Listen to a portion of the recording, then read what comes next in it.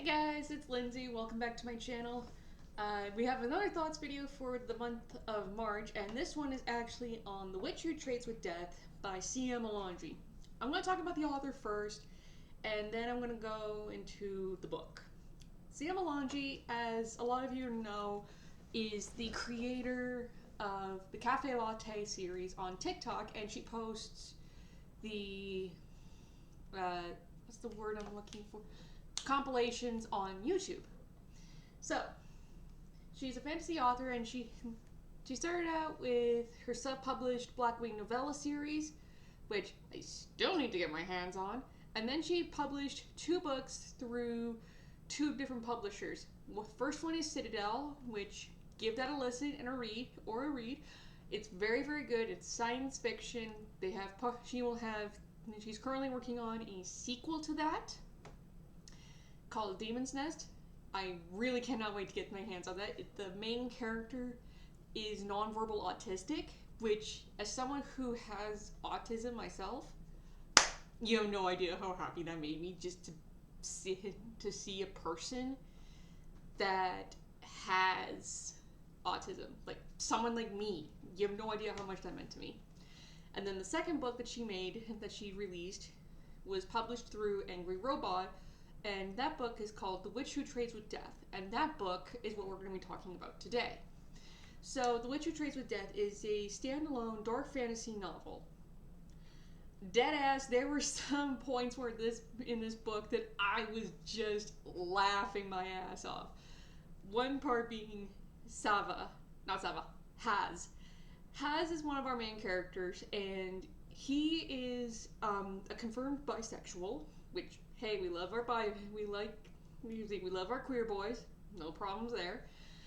But basically, he was in an abusive relationship, so throughout the book you see him getting over his trauma with his ex-girlfriend, whom, no joke, when I first saw her, I wanted to punch her in the face. I will say that, Sam Melandri, you have made such evil characters that I wanted to punch them. Which, bravo, I love it.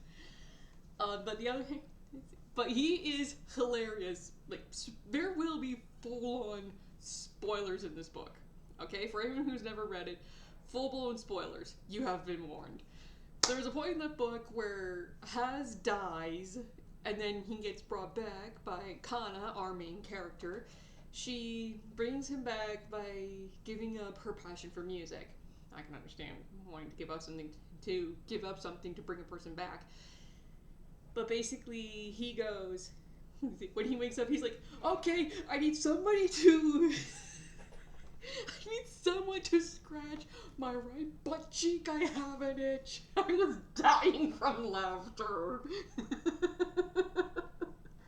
Some of the shit he says will have you in stitches.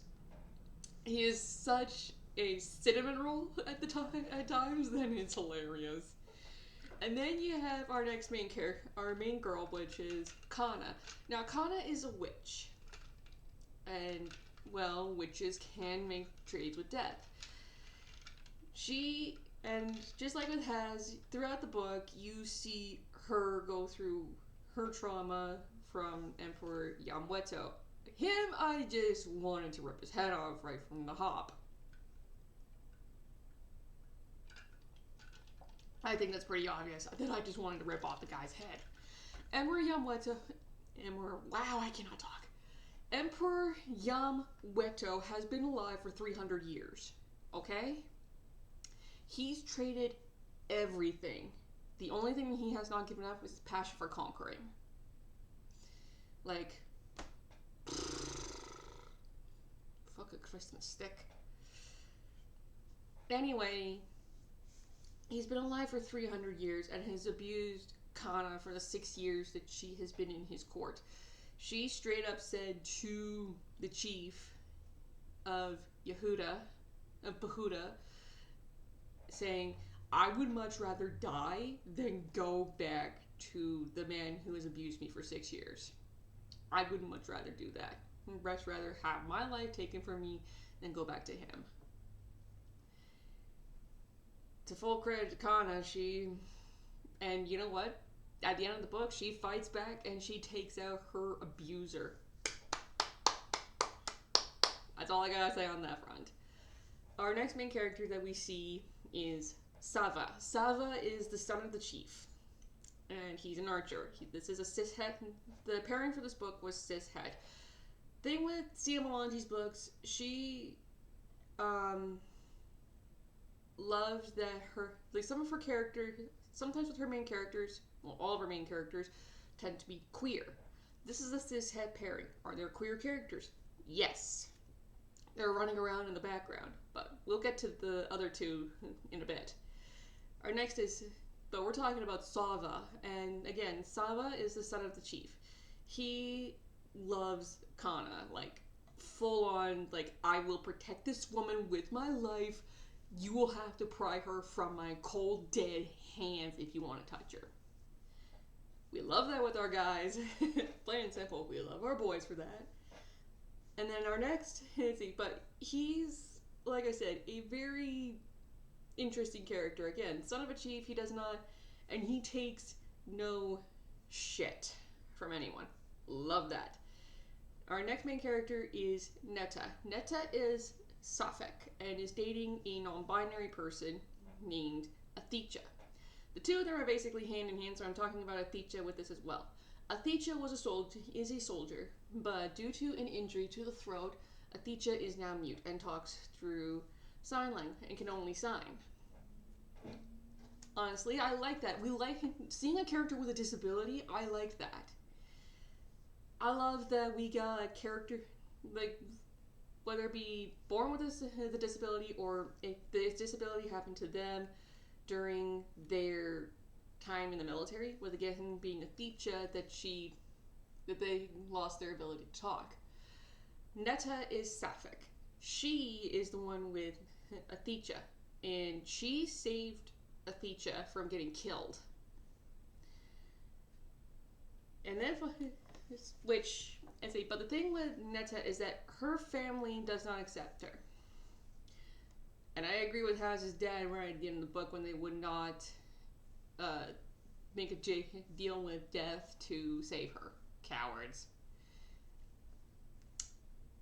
And our final main character for this book is Death. Now, for different cultures, different religions, death comes as something different to everyone. Like, for the Greeks, the Grim Reaper is Thanatos. For us, say for those of the Norse pagans, our death deity is Hel. She is the goddess of the death and the ruler of Helheim. But that's neither here nor there. I'm just using this as a way of saying, here it is. Death, I swear to God, like, the times that we do see them, they are so casual.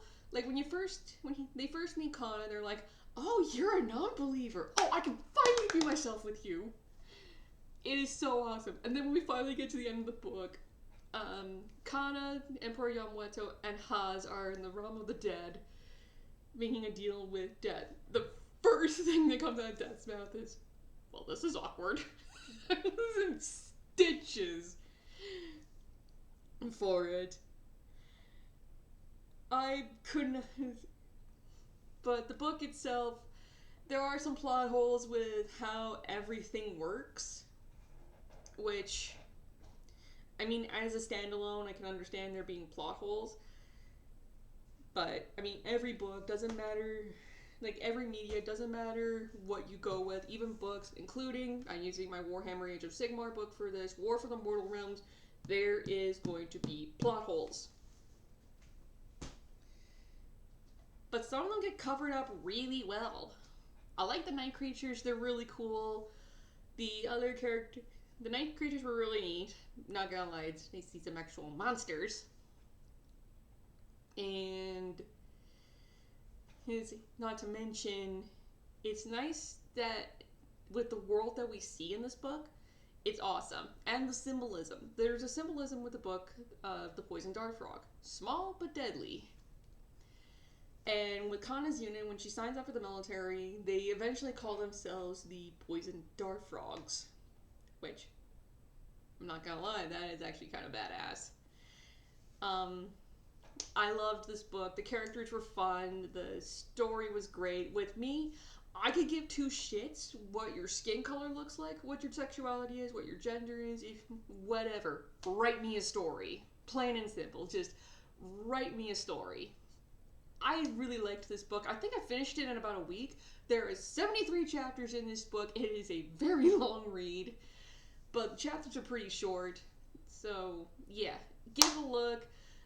You can find it on you can find it on Amazon through the link in her bio, on TikTok.